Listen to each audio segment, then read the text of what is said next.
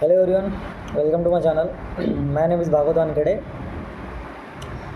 Today I will discuss the topic of pharmacovigilance, and the topic name is reporting of adverse reactions. And in India there are different ways to reporting of adverse reactions.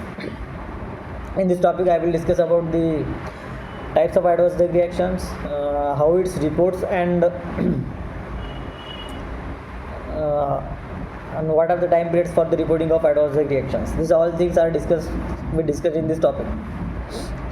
So first of all, what is the pharmacovigilance? Pharmacovigilance, it is the science and activities relating to the detection, assessment, understanding and prevention of adverse drug reactions and any other drug related problems.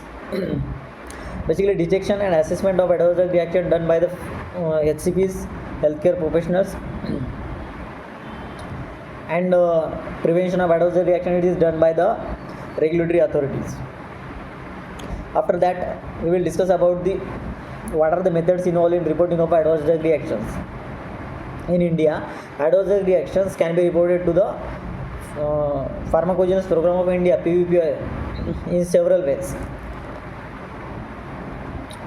And filling of forms, use the suspected adverse drug reactions reporting forms available in the IPC or CDCSO websites. Adverse drug reaction reported by the reporting forms, and also reporting by the social media like email, fax, or regulatory authorities websites. Basically, there are two types of reporting: organized and unorganized reporting. That is also called as solicited and unsolicited reporting. Organized reporting, it is done by the organized through any scheme, campaign, through the report adverse drug reaction reported.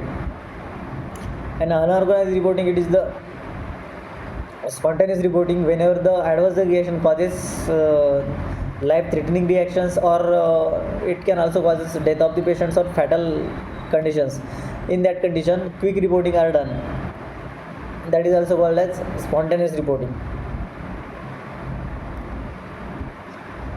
And there are 250 adverse drug reaction monitoring centers in India, including some in the revised National Tuberculosis Controls Program and antiretroviral program.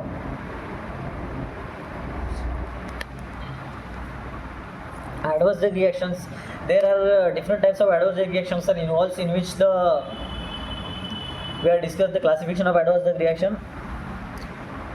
And firstly, the classification of adverse reaction, we can see the classification of Wills and Brown, in which adverse reaction A, B, C, D, E, F and H.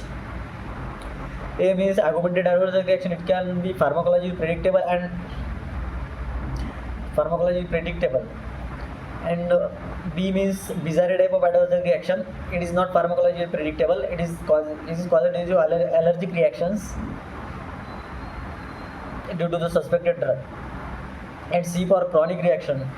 It causes the chronic conditions of adverse reaction or life-threatening reactions. After that, D means delayed reactions. It can occur due to delayed response of the drug.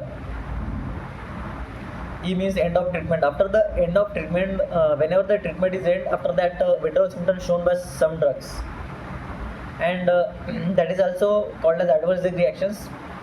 It is the delayed type of reactions. E means end of treatment. Whenever the treatment is end, after that withdrawal symptoms are seen for some drugs, and that is also called as adverse drug reactions. After that, F means G means genotoxicity. Type G means genotoxicity. Whenever the gene mutation of gene occurs, then whenever the mutation of gene occurs by some drugs, that can also causes the adverse drug reactions. After that, H means hypersensitivity. Some drugs causes allergic reactions or hypersensitivity reactions. That is also called as adverse drug reactions. After that, U means unclassifieds. That is the unclassified adverse drug reactions. These all adverse drug reaction are reporting to the regulatory authority by the reporting forms, by using the technology. There are many sources to the reporting of adverse drug reactions in pharmacovigilance. This is all about today's topic. Thank you.